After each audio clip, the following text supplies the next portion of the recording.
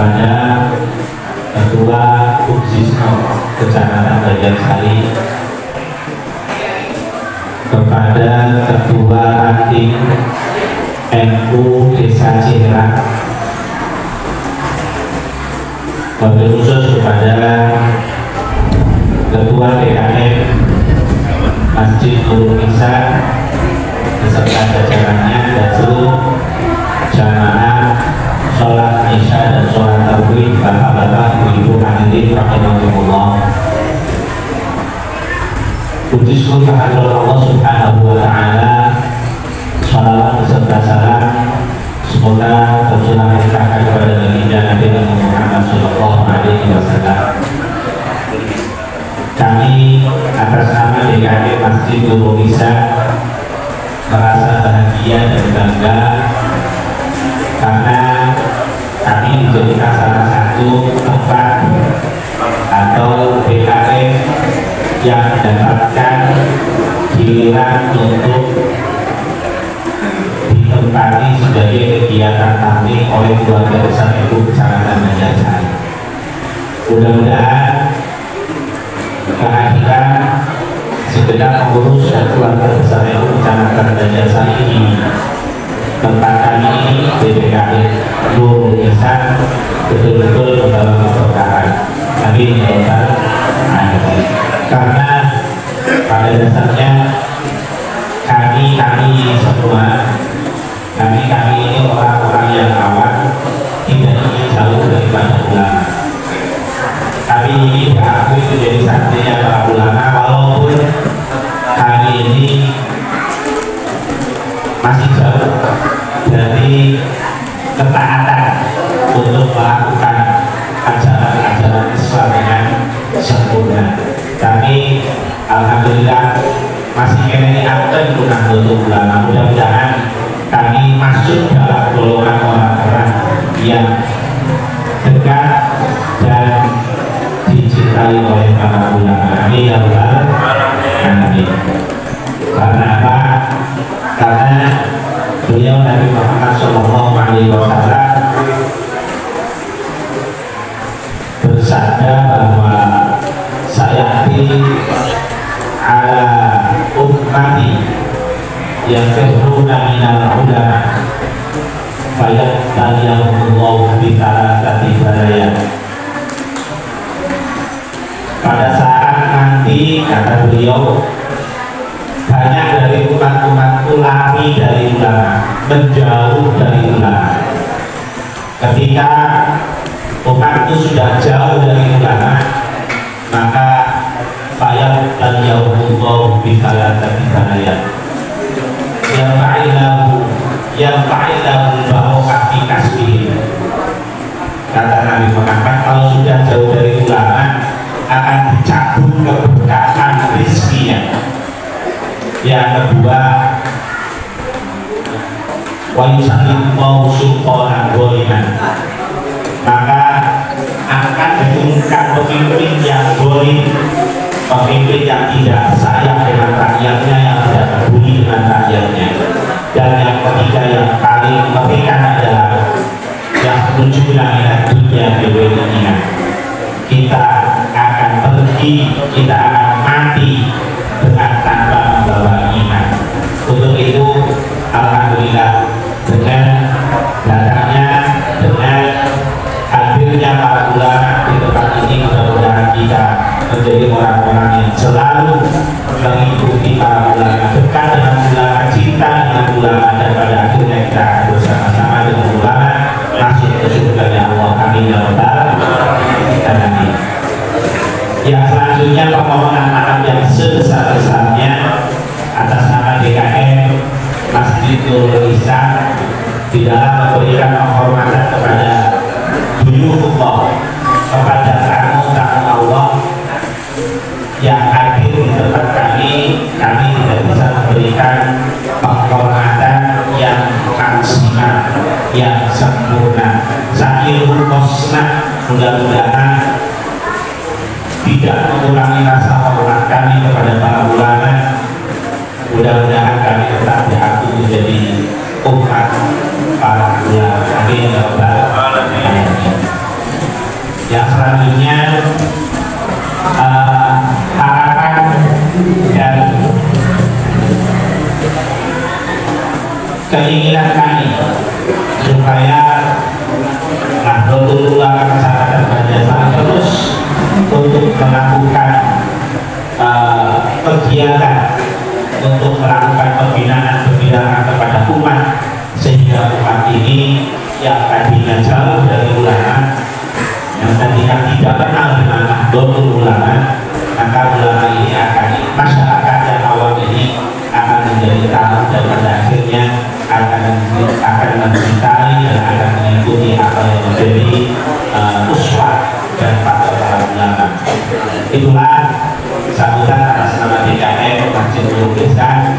Sekali lagi terima kasih dan mohon maaf yang sebesar-besarnya. Wallahul muwaffiq ila aqwamit thoriq. Wassalamualaikum warahmatullahi wabarakatuh.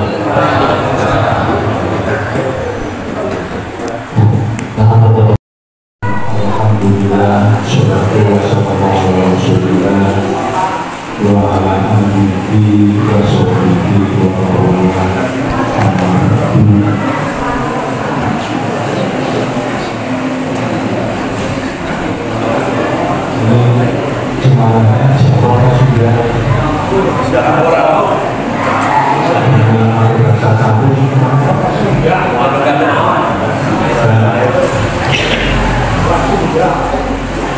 yang saya hormati Ketua Majisnu Kabupaten Ciamis, beliau Kiai Haji Ahmad Dahlan, dan yang saya hormati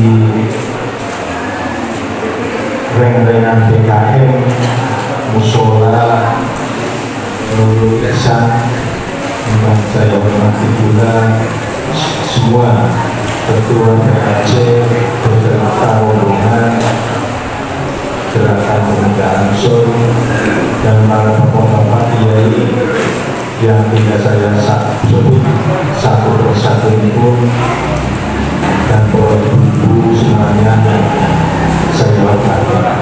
Pertama-tama adalah kita panjatkan puji syukur pada Allah Subhanahu wa Ta'ala yang mana pada malam hari ini memberi kesempatan kepada kita untuk bersilaturahmi atau untuk bertemu.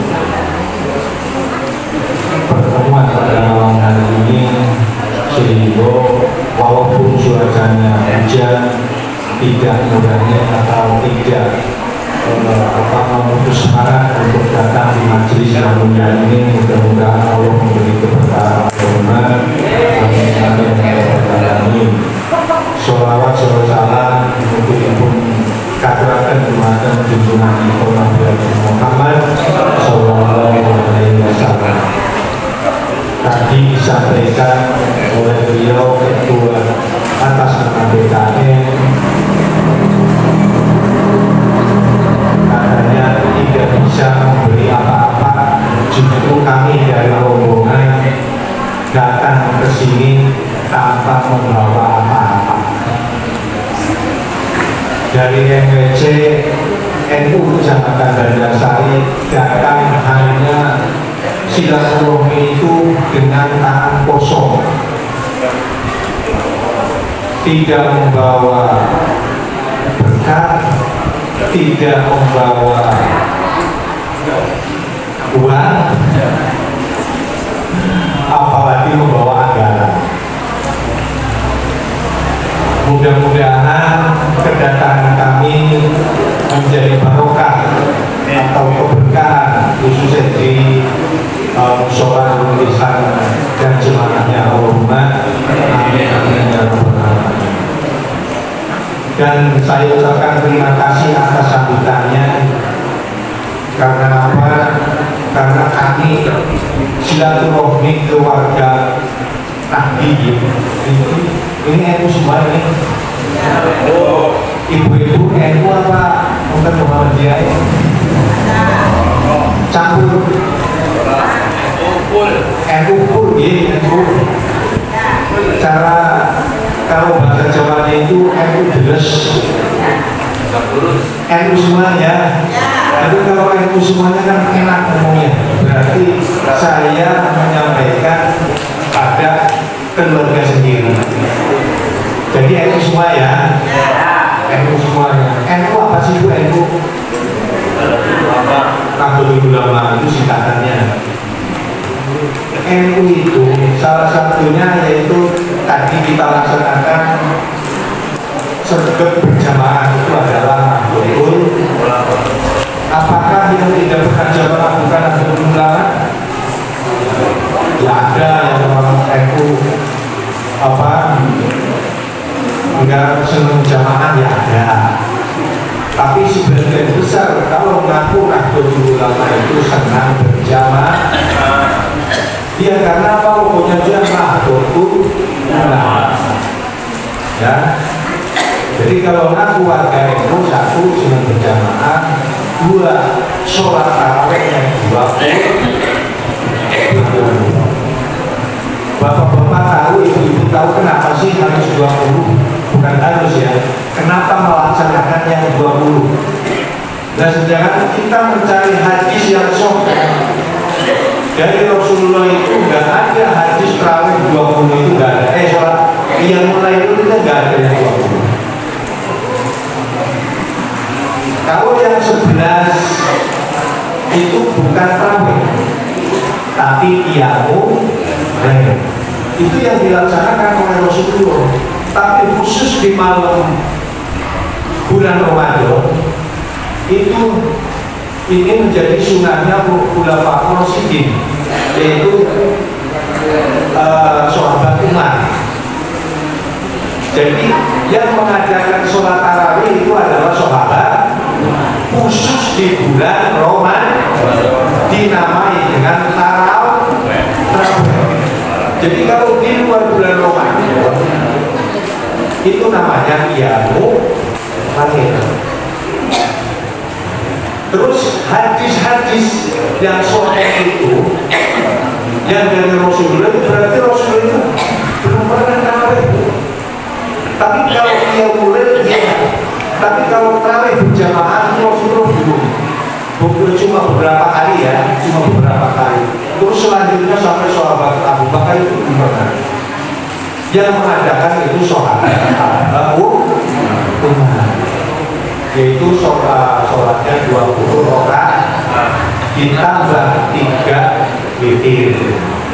Jadi kalau ada yang mengatakan sholat tarawih itu 11, itu bukan tarawih, itu namanya qiyamul lail. Jelas nih? Ya sama kalau itu makan malam di luar bulan Ramadan itu namanya sahur apa makan malam?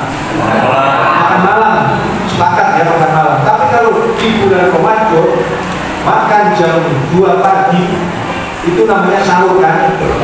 Nah berarti yang membedakan itu ya bulannya.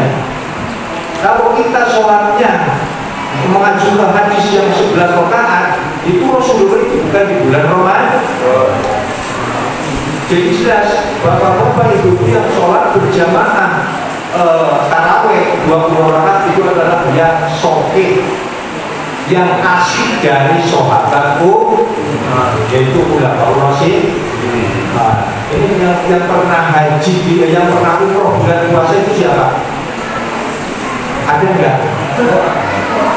Coba di Mekah yang katanya itu dikuasai oleh Wahabi, Salafi katanya ya.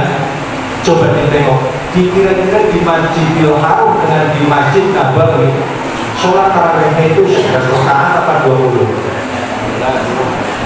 20, bahkan ada yang 39. Ya ada yang melaksanakan sholat tarawih 11 rakaat itu enggak ada. Kalau sholat tarawih, kalau sholat malam hanya 11 itu namanya qiyamul lail. Ya tarawih apa bukan qiyamul lail? Iya, tarawih juga sholat malam.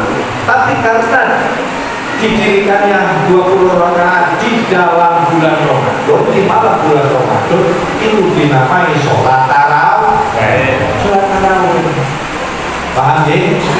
Itu sekitar sholat tarawih. Berarti identik yang orang itu sholat tarawihnya itu 20 rakaat.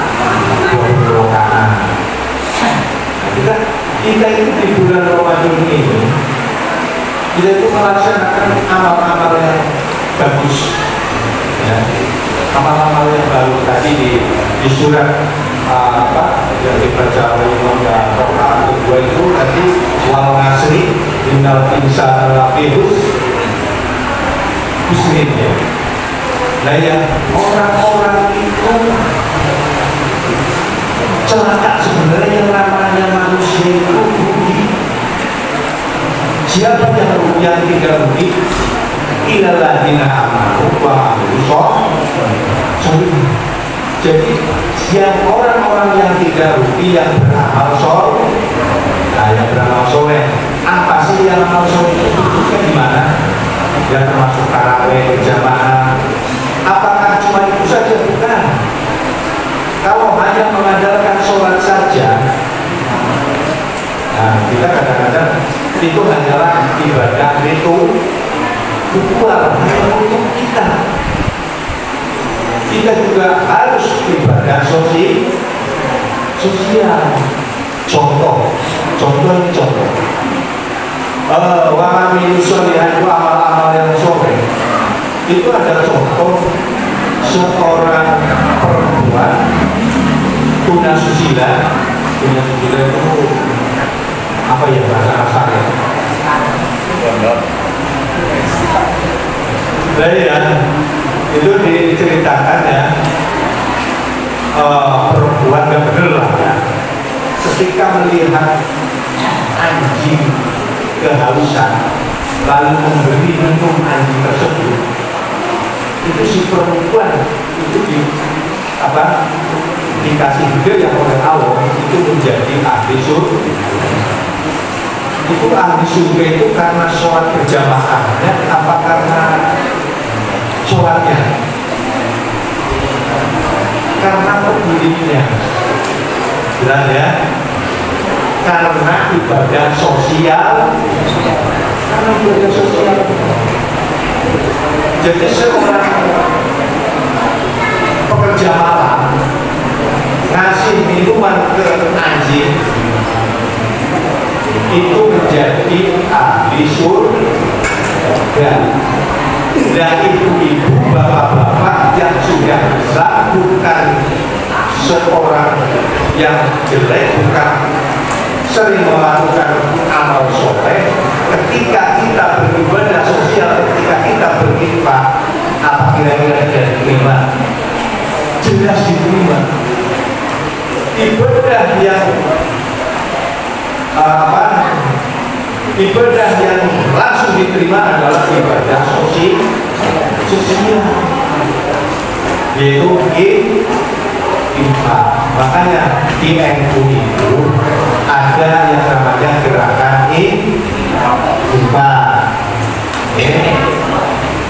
Di sini udah ada milik kamu kan? Ada ya. Semuanya belum. Tidak apa-apa. Yang namanya infak itu butuh keikhlasan. Ya, yang namanya infak itu butuh keikhlasan. Di Nahdlatul Ulama itu ada program, salah satunya itu gerakan poin acis.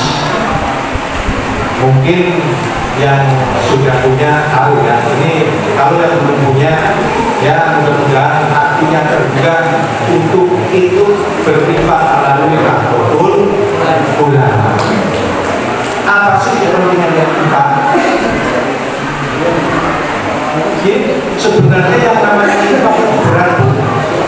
Walaupun infak hanya 500 rupiah per hari, itu terasa berat. Karena apa? Memang hal-hal yang baik, hal-hal yang pekerjaan yang soleh itu tidak lepas dari godaan-godaan setan. Walaupun 500 rupiah, misalkan contoh bapak ibu itu ngisi infak lewat gocis 500 rupiah, itu setan godanya itu luar biasa. Beda bapak-bapak ibu-ibu kalau ngasih ke orang amin 500.000 rupiah, itu gak ada godaan, makanya gak ada banyak pertanyaan. Ketika bapak-bapak ibu-ibu ngasih ke orang amin 2.000 rupiah, langsung ikhlas banget, gak ada pertanyaan uangnya untuk apa. Jangan-jangan nanti orang-orang amin untuk bakal yang gak bener. Ada pertanyaan seperti itu. tidak ada ya. Tapi ketika bapak-bapak ibu mengisi kita melalui coaches atau ulama, itu pertanyaannya itu banyak banget. Uang yang kemana, untuk apa, terus kegunaannya untuk siapa? Benar apa benar? Itu yang namanya perbuatan baik, udahannya sangat banyak. Tapi ketika bapak-bapak ngasih ke orang parkir, contoh 2.000 rupiah, banyak pertanyaan enggak? Tapi ketika kita ngasih ke gocis 500 rupiah, itu pertanyaannya itu banyak. Nah, mari kita kembalikan. Sekarang saya kasih contoh. Ibu-ibu, bapak-bapak, ketika ngisi kain gocis itu niatnya itu nabung saja, nabung untuk urusan akhir. Siapa tahu uang sekecil itu bisa untuk nanti untuk bisa menahan atau menolak dari panasnya api menekan. Jadi jangan banyak pertanyaan. Niat itu Pak, kalau bahasa Jawanya ya, kalau bahasa Sundanya kurang bisa. Niat saya berinfak melalui gocis ya untuk kepentingan umat. Jangan disebut untuk kepentingan umat lah. Pokoknya niat saya infak untuk tolak bala, untuk melancarkan rezeki. Pokoknya doa-doa yang baik disebut itu nggak apa-apa, walaupun 500 rupiah. Walaupun 500 rupiah, karena apa? Uang 500 kalau semuanya ini ada berapa punya ada berapa dulu? Ada 100. Misalkan contoh 100 ribu, 100 kali 500 rupiah itu berapa?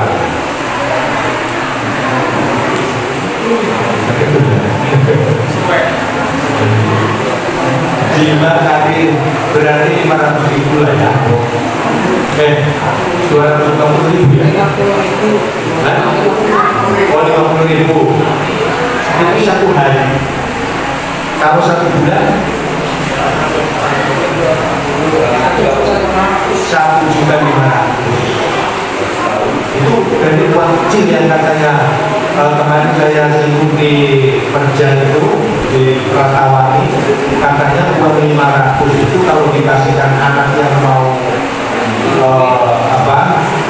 yang mau masuk katanya nggak mau pasangan dengan Ciara.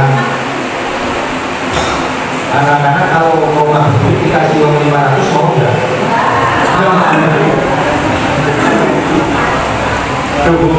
Ini saksi ada ini anak-anaknya ini kalau mau ngabuburit dikasih 500 itu enggak coba kalau dikasihkan ke dosis kira-kira manfaatnya besar atau besar. Nah maka dari itu marilah kita bersama-sama untuk belajar berinfak dari hal yang kecil, walaupun dari hal yang kecil tapi nanti yang menjadi besar. Pokok kalau mau bertanya ke pengurus ke saya, ke Kiai Ahmad Dahlan, ke Kiai Simun, ke pengurus yang lain, insya Allah kami dari pengurus itu tidak menggunakan uang tersebut untuk hal-hal yang tidak baik. Semuanya kami alokasikan, kami manfaatkan dengan hal-hal yang positif. Karena apa? Karena memang itu tanggung jawab kami, dipercaya oleh umat untuk mengelola infak kita, untuk mengelola infak panjenengan semua. Jadi kami itu tidak sembarangan menggunakan uang. Jadi jangan ketika berinfak itu diniati doa-doa yang baik dan diniati untuk nabung ke akhir, nabung akhirat. Dan dengan kalau nabung ke bank, nabung ke bank, dengan itu kenal nggak sama kepala banknya? Nggak kenal deh. Sama satpamnya? Nggak kenal. Terus sama penulisnya kenal nggak? Tapi benar percaya kan? Uangnya tidak hilang. Percaya kan uangnya nanti itu bisa diambil kembali kan? Kalau nanti berobat. Dan kenapa aku urusan akhirat kau masih ragu? Yang tulis jelas malaikat. Nanti yang ambil di akhirat itu panjenengan semua.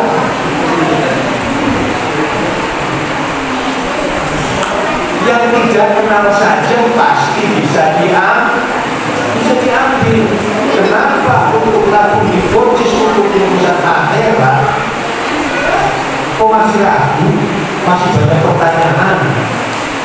Nah itulah kekurangan kita karena ketidaktahuan kita, yaitu urusan.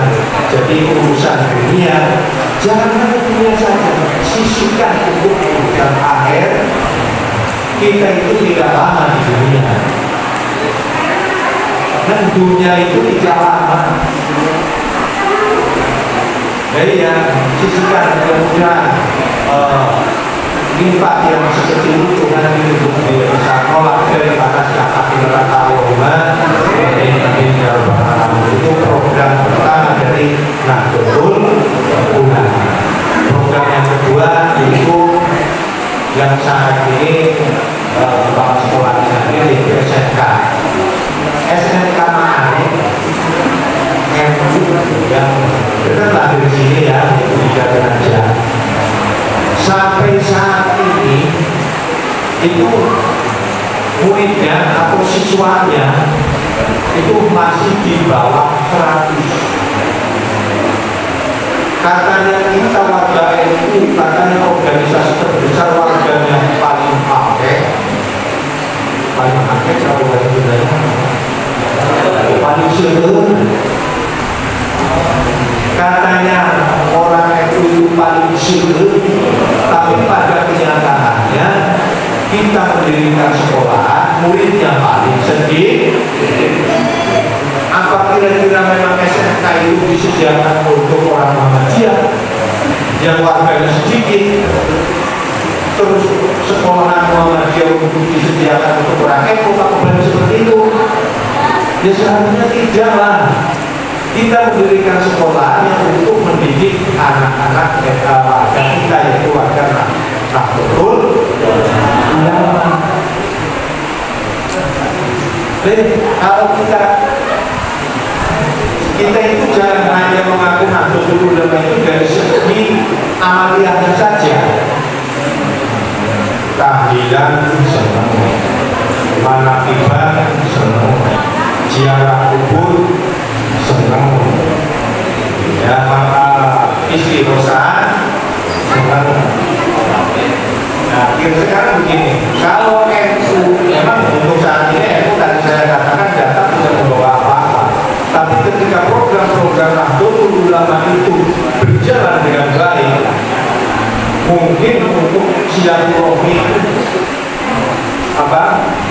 pasti ada jinjingan,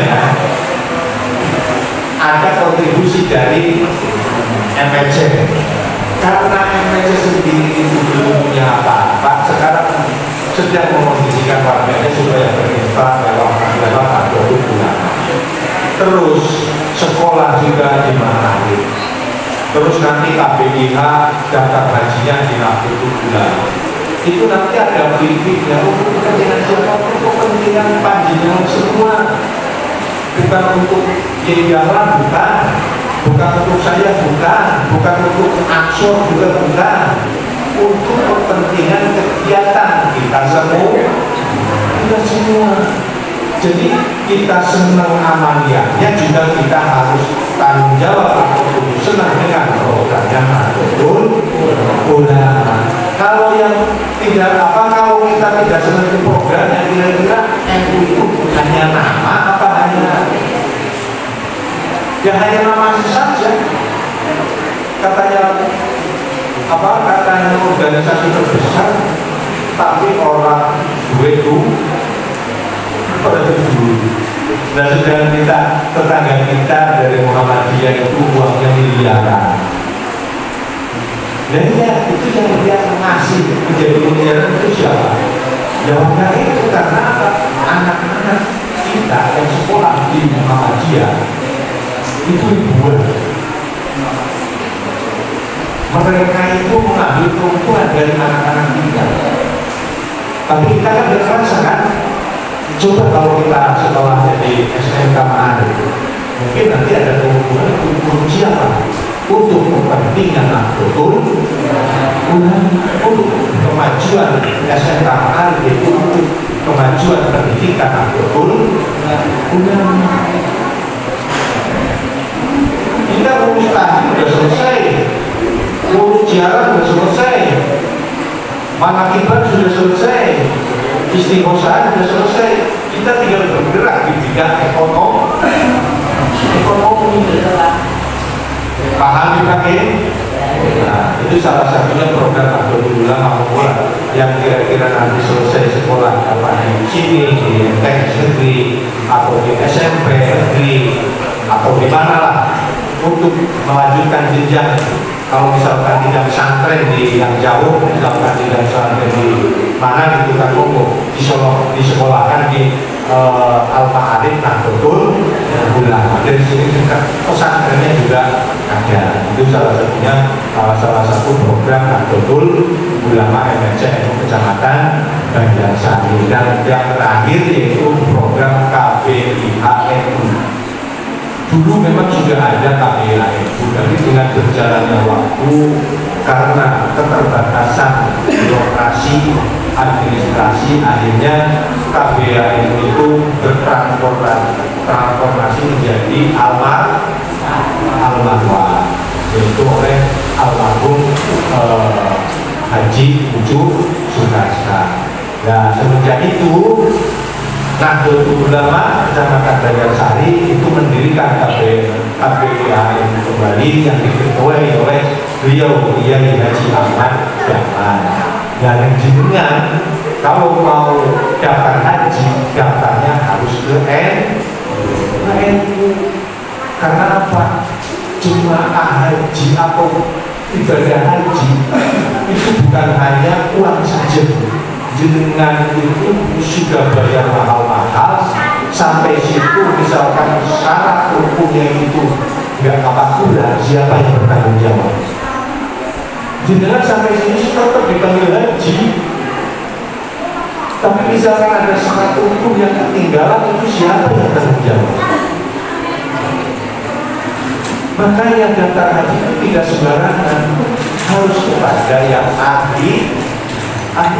Kalau udah bayar puluhan juta, nanti ditanya misalkan, oh saya enggak, coba mau lagi sana bayar lagi kan?